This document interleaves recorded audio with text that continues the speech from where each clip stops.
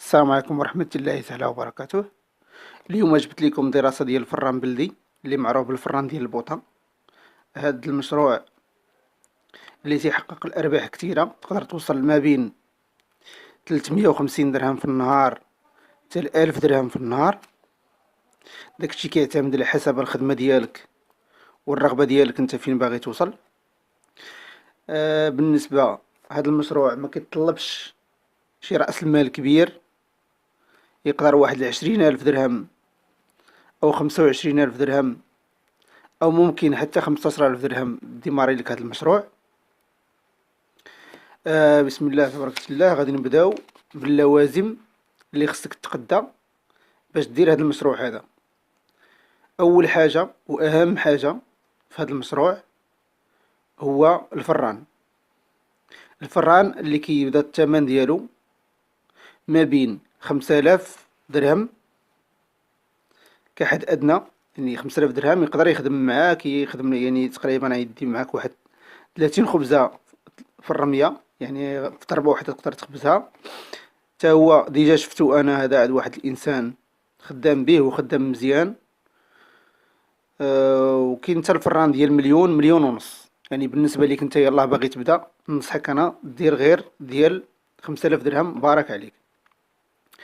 كتجي الحاجة الثانية اختيارية، ولكن الا درتيها تسهل عليك حسن. كتجي العجانة. العجانة تقدر تجيبها ما بين 5000 درهم حتى هي حتى 15,000 درهم حتى 20,000 درهم. ولكن انا بالنسبه ليا ديما انا نعطيك ابسط الحوايج اللي تقدر تخدم بهم، لحقاش انت يلاه بادي. غتجيب واحد العجانه 15 كيلو بارك عليك. كتعجن 15 كيلو في العجنه بواحد 5000 درهم. يعني انا بغيت نعطيك الماتريال البساطين والرخاصين وغادي يخدموك، ما غاديش تندم ولا هادي. يعني بالنسبه يعني الفران ولا العجانه ولا هادي ولا جميع المشاريع، يعني الماتريال تيكونوا غير كوسيله باش تخدم واحد المشروع. اما المشروع باش ينجح ولا ما ينجحش داكشي راه كيعتمد عليك نتايا. السير ديالو وطريقه الخدمه ديالو هي اللي كتنجح المشروع، ماشي المعدات. المعدات كتعاونك باش تنجح المشروع، ولكن هاد المعدات اللي كنعطيك انا راه الناس خدامين بها وراها غادا توصلك الا خدمتي. من بعد كتحتاج بعض المعدات الاخرى اللي غادي ملي تعجن الخبز غتحتاجها، مثل الالواح اللي تقدر تقرص فيها. كاع تجيب مثلا تجيب واحد 500 درهم ديال الالواح وتقادهم راسك، وهذه 10 ولا 15 لوحه باش تقرص فوقها. كذلك واحد 500 درهم. تجيب واحد 100 درهم ديال المناديل وتقطعها على حساب دوك الالواح باش تبقى تفرشها من التحت. تجيب واحد الشاريو تقادو عند الحداد باش ملي تخبز تحطها فيه، ولا هذه بواحد 500 درهم. وهذه تدبر في واحد الرخامه اللي تقرص فوقها، الثمن ديالها كيتراوح ما بين 700 حتى 1000 درهم. غتقام عليك رخامه. من بعد غادي تحتاج واحد الفيترينا اللي تحط فيها قدام المحل ديالك، تحط فيها الخبيزات ديالك اللي انت باغي تقدم للناس باش يشوفوها. يعني يمكنش تكون واحد الفران وما عندوش واحد الفيترينا. تقدر تدبر في شي وحده، يعني هو تا هما راه الاثمنه ديالهم مختلفه. تقدر تدبر في شي وحده بون اوكازيون ديك 500 درهم. انا كنحاول ما يمكن نعطيك ما نصعبش عليك الامور ونعطيك الاثمنه اللي هي خياليه وتقول لا راه بزاف ما نقدرش نديماري. وهذه انا كنعطيك، وهذا الشيء راه الناس خدامين به. انا كنعرف الناس خدامين بهذا الشيء وخدامين مزيان وكيدخلوا 700 800 درهم ربح في النهار خارجه جميع المصاريف. باش وغتحتاج واحد الجبوطات، يعني كتنسى واحد الجبوطات غتحتاجهم. بوطه دايما خدامه وبوطه كتسنى باش الا خوات لك كتولي تعمرها، راك عارف داك الشيء. وهذيك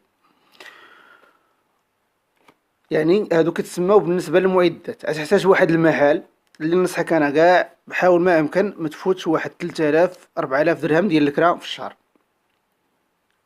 يعني 3000 راه تقدر تدبر على ميحيل اللي هو خدام في بلايصه زويونه ويخدم لك مزيان. 3000 درهم راه قادره تخدم لك. 3000 2500 الا غليتي كاع 4000 درهم بارك عليك. ورجع يعني حاول ما يمكن ما تفوتش 150 درهم ديال الكرا في النهار في المحل باش ما يكونش عندك لي شارج بزاف. وهي كنصيحة من عندي أنا، كنصحك على الأقل مثلا يكون عندك واحد تسبق المول الكرا، واحد شهرين ديال الكرا، باش هيدا تصوفي راسك على خاطرك، ما يكونش المحل مزيرك وهادي بالكرا وهادي. بالنسبة للمواد اللي غتخدم بها، 500 درهم قل ولا قل من 500 درهم كافياك باش تخدم. مثلا هاد الشيء تجيب واحد 3 د الخنشات ديال الطحين.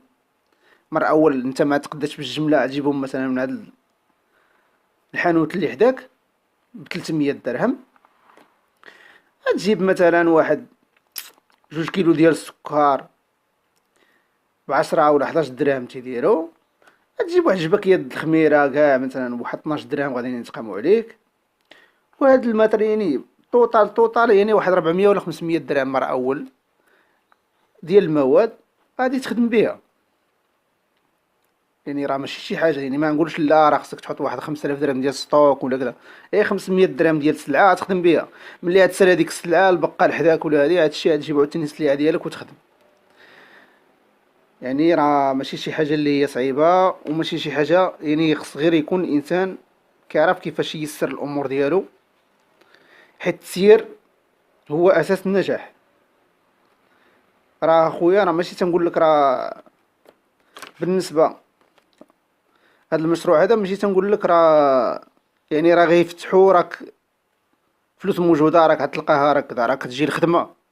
راه الخدمة كتجي من بعد ما كتقد هاد الماتريال وتفتح المحل وتجيب واحد المعلم وتخلصو في النهار ديالو، عاد كتبدا ديك الساعة انت عندك الخدمة. راه ماشي انك تفتح المحل وتبقى تشوف فيه تقول راه غادي يخدم، راك تبدا ديك الساعة كتبدا عاد كتبدا الخدمة ديال بصح.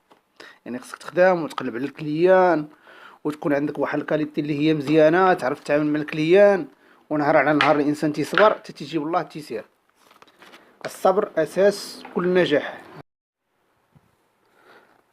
اخوتي انا كنحاول ما امكن نعطيكم واحد المشاريع اللي هي تكون ابسط طرق وتقدر تخدمها وتصوفي راسك وتوصل للحرية المالية. الى عجبتك الفكرة وعجبك الفيديو شتي راسك تستافد من افكار ديالي، تابونا عندي فلاشين. خوتي السلام عليكم. الاخطاء اللي ما خصكش تقوم بها قبل ما تبدا المشروع ديال الخبز. هاد الاخطاء غادي نعطيها لكم من خلال تجارب بعض الكثير من الاصدقاء، وكذلك من خلال التجربه ديالي شخصيا تقريبا. انا نعطيك شي حاجه اللي غادي غتواجهك ضروري مثلا في البدايه ديال هذا المشروع. الفيديو راه ما غاديش نكون كاتب ولا كذا، نهضر معاك عادي كيما تنهضر مع اي كيما مولف كتعرفوا مثلا لهذا الانسان هذا. الاخطاء اللي ما خصكش تطيح فيها باش دير هذا المشروع ديال الخبز. اول حاجه ما خصكش تطيح فيها هي انه ما يكونش عندك راس المال كافي. اول حاجه غتواجهك هو المهم قبل ما دير هذا المشروع خص يكون عندك راس المال كافي اللي غادي يخليك ديماري هذا المشروع على الاقل واحد شهرين او 3 شهور. مينيمو 3 شهور مثلا، انك ما تستناش منه يعطيك مردوديه.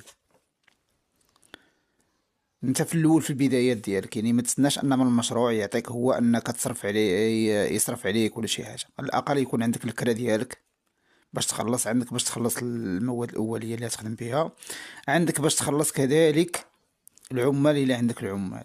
شو انا كنعطيك من خلال التجربه، وهذا الشيء هذا ضروري غادي يواجهك تقريبا الا لا الا كتب لك الله مثلا شي بدايه اللي هي زوينه ولا.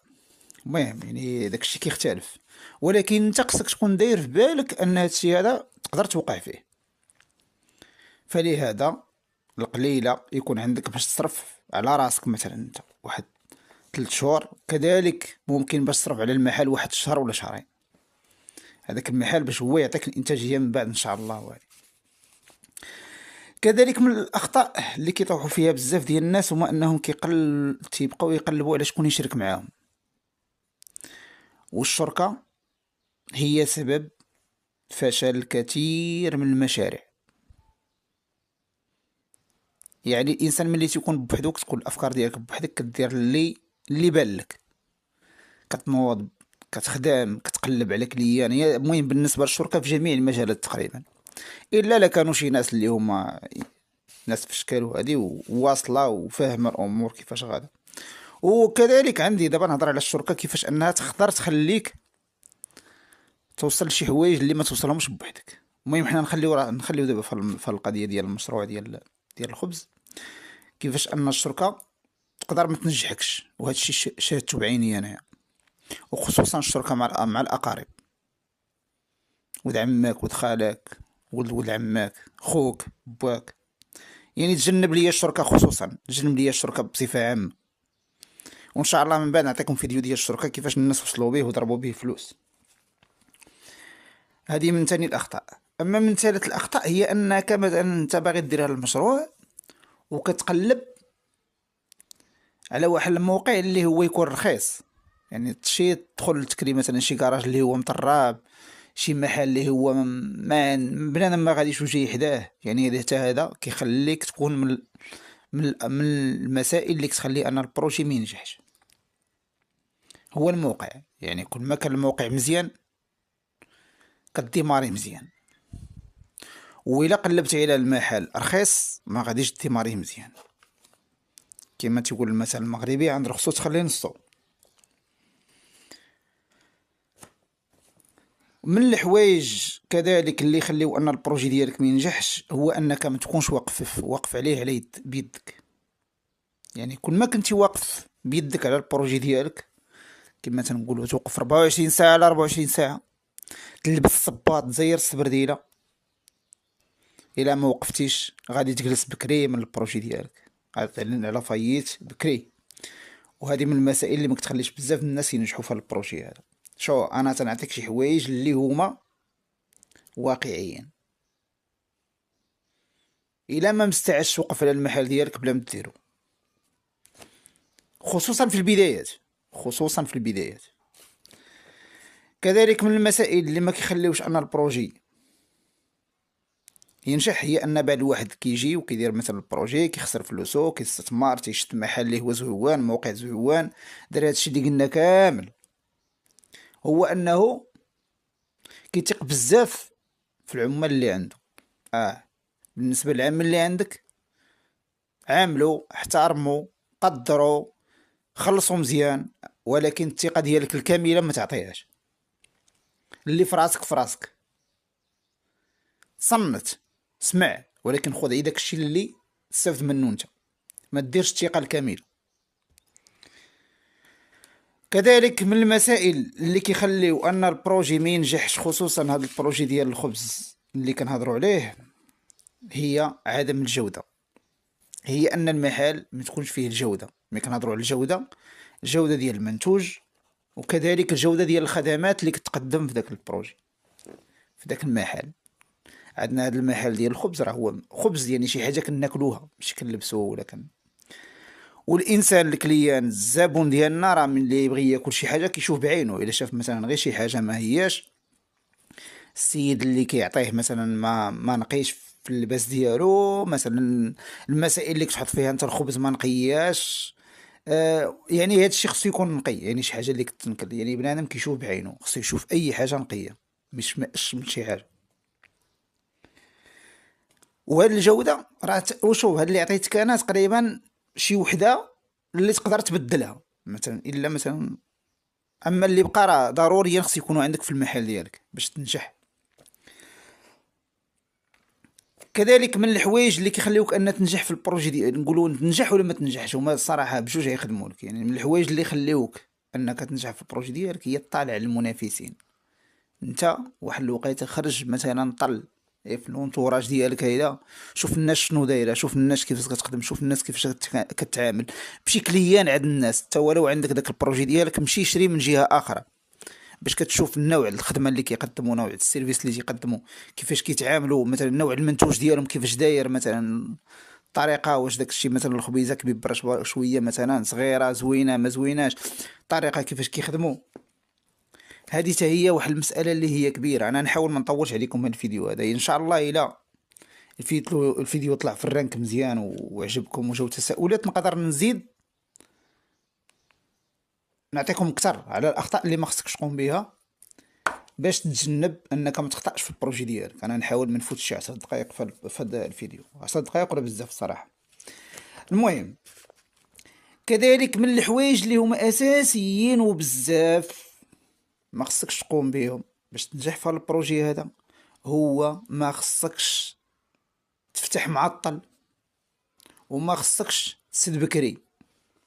تحاول تبقى الماكسيموم ديال الوقت ان المحل مفتوح وفيه المنتوج، ماشي غير مفتوح على والو، مفتوح وموجد السلعه ديالك وكتسنى الكليان. حيت انت خصوصا في البدايه انك كتسنى اي كليان جديد يدوز عندك. راه شحال من واحد غيكون كيتقدم من جهه اخرى، ملي يشوفك كيبغي يجرب من عندك، ولو يكون يقدر بعض الكليان راه يسمح في واحد اخر ويجي لعندك ياخذ. لا لقى عندك هادشي اللي تنقولو هضرنا عليه كله مزيون لقاه. ومن المسائل اللي كيخليو ان البروجي ديالك ما ينجحش هي انها كذلك قلنا داخله في الاغلاق، هي ان مثلا في المناسبات، في الاعياد المناسبات كتسد. مثلا انت جاي عيد صغير كتمشي تسد 3 ايام 4 ايام ما كتجيش تخدم. لا خويا انت داير البروجي وهذا البروجي ديال الماكله، والماكله هذوك الناس الكليان ديالك راه ما كيوجدوش داكشي في الدار ديالهم، كيتسناوك انت. فلهذا خصك تفتح. انا ما تنقولكش خدم انت ولا داك اللي خدام عندك يخدم. في ديك 3 ايام ولا 4 ايام جيب ناس اخرين يخدموا، الا ما استطعتيش انك تخلي داك السيد اللي يخدم تمايا تهلا فيه غادي يبقى ضوء بالو النهار ديالو ولا اكثر من النهار ديالو غادي يبقى. المهم خاصك انت ولو، المهم انت راه انت السيد راه انك رابح، ولكن خصك تخلي ان البروجي خدام باش الكليان ديالك كيشوفك انك انت راك معاه وخدام. كذا بحال دابا الواحد في العيد الكبير كيمشي سيمانه عاد كيجي الكليان اللي كان عندك اخويا راه مشى لجهه اخرى قلب. فهمت؟ ونعطيكم حاجه اخرى اللي حتى هي ما تخليكش انك تسد البروجي ديالك على بكري. الا خطأتي فيه حتى هو يقدر ما يمشيش معاك مزيان، هو احترام الزبناء. الله يرضي عليكم احترموا الكليان.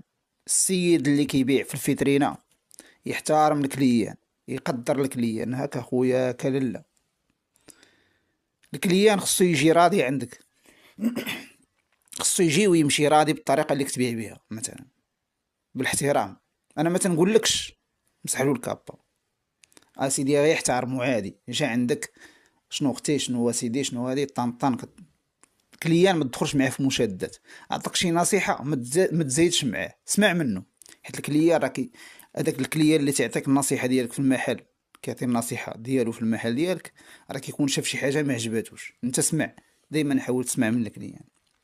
والمهم اخوتي، المهم هذه من بعض الاخطاء اللي ما خصش الانسان يوقع فيها الا بغى ينجح في البروجي ديال الخبز المغربي.